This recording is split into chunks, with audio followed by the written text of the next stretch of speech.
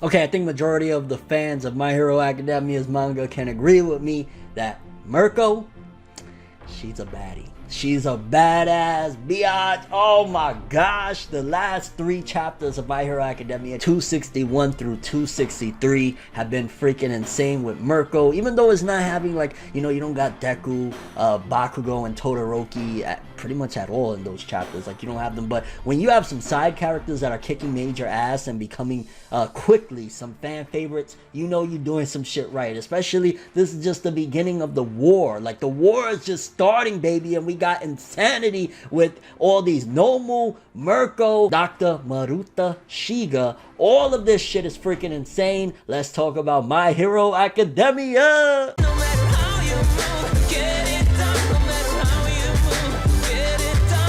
Okay, so things been heating up lately with My Hero. I ain't gonna lie. Like, granted, again, we don't have like a lot of the main players. Like, it honestly wasn't until like the end of 263 where it looks like we're really gonna start getting more of, like, we got Hawks and Twice and all of that shit. But it's really been a lot of it is, and she's been holding the series on her back the last couple weeks. Mirko hunting down Maruta, Shiga, and all the Nomu coming after her. We get a couple of other people like Crust, which I ain't gonna lie, his name is absolutely freaking hilarious to me. Like, hey, he's kind of alright, you know, he's using shield powers, like he's able to shield himself from shit or whatever, but yeah, that name. But Mirko though, baby, like, oh my gosh, like, I wish we would have seen her earlier in the series. I'm not sure when she was first introduced. I don't know if she was just recently introduced or whatever, but her with her rabbit powers and shit like that, kicking ass. You gotta think, throughout this, she's had how many Nomu? I want to say they were high ends, based on what the doctor said. They were high-end Nomu, and I think there was like possibly 5 or more,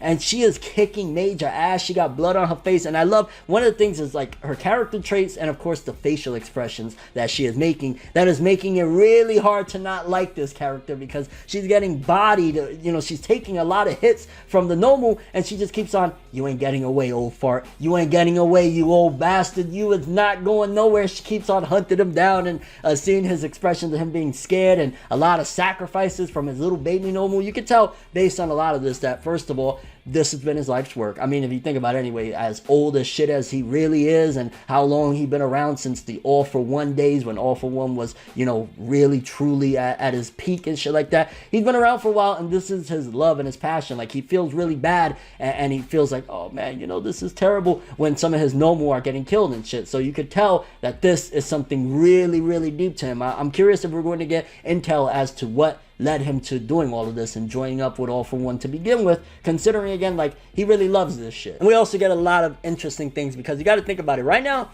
they're not fighting the way they could fight, and we got like the whole freaking hero organization. We even got the rookies. We got a lot of people going up. Now, granted, we still haven't seen any main players from the League of Villains really going in either. A lot of it has just been like the Doctors, Nomus, and, you know, just randoms. Like, it hasn't been like the big guys either, so we can't completely say. But I think one of the things that is going to be a pivotal factor in this war and this battle and everything is once Shigaraki comes out of the tank. As of, I want to say, I forget which chapter it was in the last 3 chapters, Shigaraki was at 71%.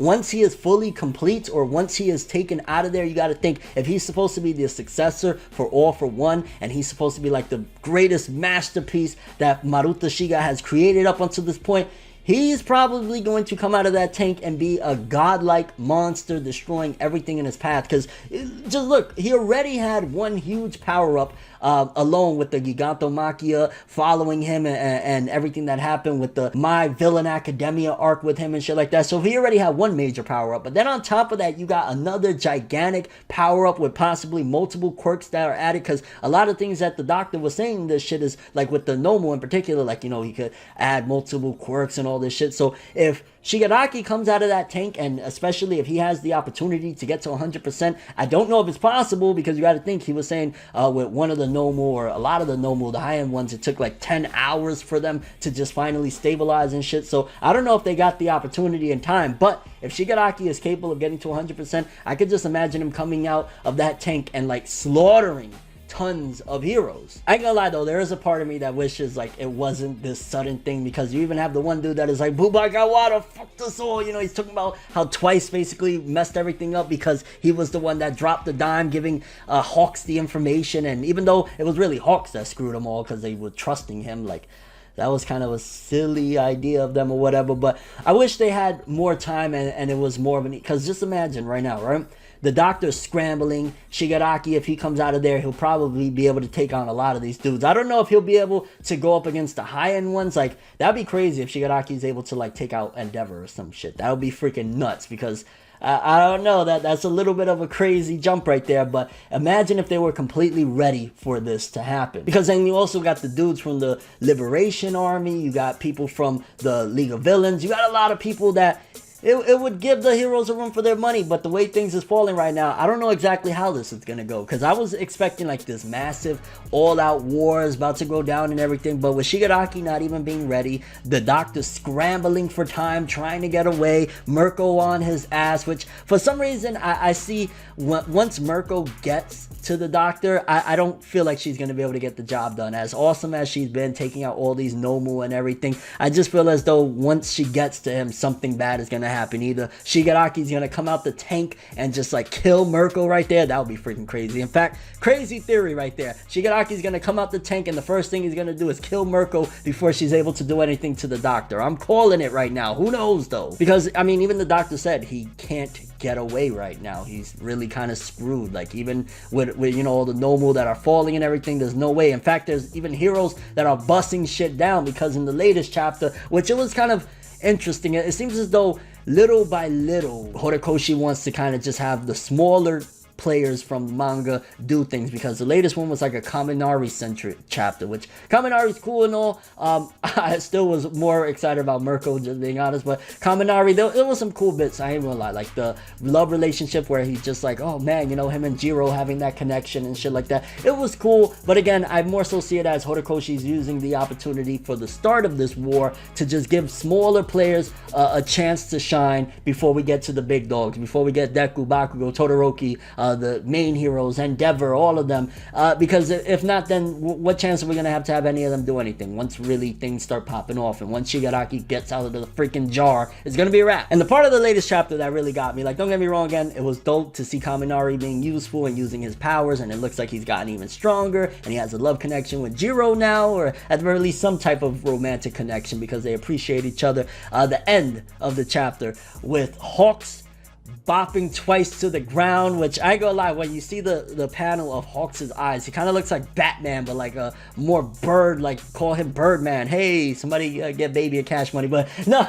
he seemed like he was just really dark, which that kind of threw me for a loop. I didn't expect it to go down that route, because the way things were headed and the fact that they seemed as though, and I guess you got to think Hawks was really just playing the role, like he was doing what he had to do to get the information or whatever, but I thought they would have had either some bond, some respect, something there that would lead to shit like this not happening. Because Hawks is trouncing on Twice right there, and don't get me wrong, I know once Twice is like, oh shit, you're a traitor, he's probably gonna go nuts and hurt Hawks. I'm just being honest. Remember, we forget, but leading into all of this, there was a lot of death flags for Hawks. There was what we thought would be death flags for Endeavor.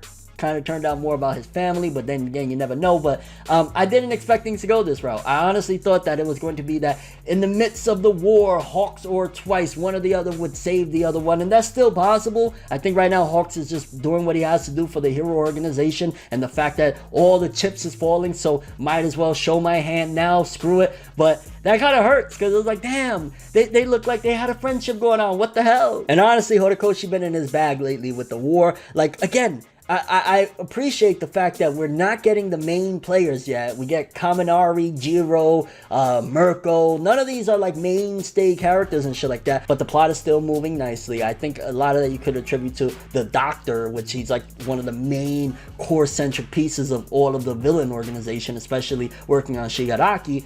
Him being a part of all of this shit is what's keeping it from just being like, oh, okay, you know, he's throwing some Nomu, or there's just Nomu there. It's like, yeah, the war is beginning. And oh man, some of the panels seem like the heroes and the liberation going at it and shit like that. This is only going to continue to get crazier and crazier. I can't wait to see what's going to happen when Deku gets on the scene, when Shigaraki gets out of the tank. What else? Like, there's just so much right now. The buildup has been insane to this arc, and little by little, Horikoshi's piecing the layers together that this is gonna be crazy. But I'm curious what a lot of you guys been thinking about this. How have you been feeling about, I gotta say it, Mirko holding this manga on her back, being beast as hell, fighting all these Nomu, still going after this dude, the doctor. What do you think? Shigaraki at 71%. You think they're gonna have to take him out of the tank early because it's still quite a ways away from him being complete? Do you think my theory has any validity regarding him busting out of there and just straight up killing Mirko right there? And your thoughts and expectations for what's gonna go down with Hawks and Twice. So much shit going down right now. We have so many characters, and little by little Horikoshi could just have fun and show us each and every bit of this war. And man, this is gonna be freaking crazy. I can't believe it. That's all I have for this one though. Thanks for watching. Hope you enjoyed. If you liked anything I had to say or enjoyed the video, drop me a like. I'd greatly appreciate it. And if you want more from me, make sure to subscribe. Follow me on Twitter, Instagram, hit that bell to get all notifications. And if you want to follow any of my other social media, links of course in the description below. I'm ForneverWorld, and as always people, have an awesome day, and remember the golden rule: anime and manga for life, boy. Have an awesome day. Peace in, and this war, baby, it's war! Everything good always comes to an end. If you stab me in my back, we can never make amends. Trying to move to acceptance, hard to accept it. Mistakes like mirrors, gotta reflect it. I don't wanna fucking lead, but I gotta leave. Leave the maybes to the crazies. Maybe one day there I go, admitting something in a subtle way. No more copies, leave without a trace. Last time, I'ma say last time. Moving on to the future, leave the memories as a pastime. Memories always feel like the worst. Letting all the past, leave it in a hearse. Sometimes I wanna lie, but I don't. Why lie when truthfully you get caught in it? Then usually it's all off and shit. Call for shit, now I'm off the shit. Maybe lately what I've been facing got me crazy. No, I can't take it. Maybe, maybe, maybe, maybe, maybe, maybe, maybe, maybe. Real talk.